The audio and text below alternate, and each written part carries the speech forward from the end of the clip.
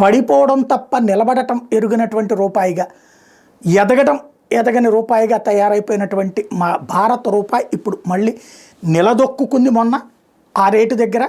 ఇప్పుడు మళ్ళీ ఎదుగుతోంది, రూపాయి వాల్యూ పెరుగుతోంది. ఆ మధ్యన హయ్యెస్ట్ పతనం ఏంటంటే 87 రూపాయల 50 పైసలు.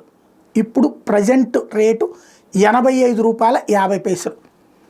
వాస్తవంగా రూపాయి బలపడితే చాలా ప్రయోజనాలు ఉంటాయి. ఎట్లాగా? రూపాయి పడిపోయినప్పుడు మన పిల్లలు విదేశాల్లో ఉంటే వాళ్ళకి పంపించే డబ్బులకి డాలర్లో పంపిస్తే రేటు పెరిగిపోతుంది. అంటే ఇదివరకు డాలర్లో అయితే 87 రూపాయలు, 87.5 రూపాయలు, ఇప్పుడు 85.5 అంటే డాలర్కి ఒక 2 రూపాయలు చెప్పున మనకు మిగిలినట్టు. $100 పంపిస్తే 100, 200, $1000 పంపిస్తే 2000 అలా మిగిలినట్టే కదా.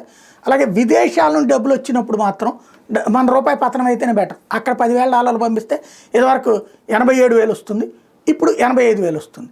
ఇది ఒక లెక్క. కాకపోతే మన రూపాయి బలంగా ఉండాలనే కోరుకోవాలి మనస్ఫూర్తిగా. ఇదే సందర్భంలో 20 రోజుల్లో 2 రూపాయలు మళ్ళీ పుంజుకోవడం అన్నటువంటిది సంతోష పరిణామం.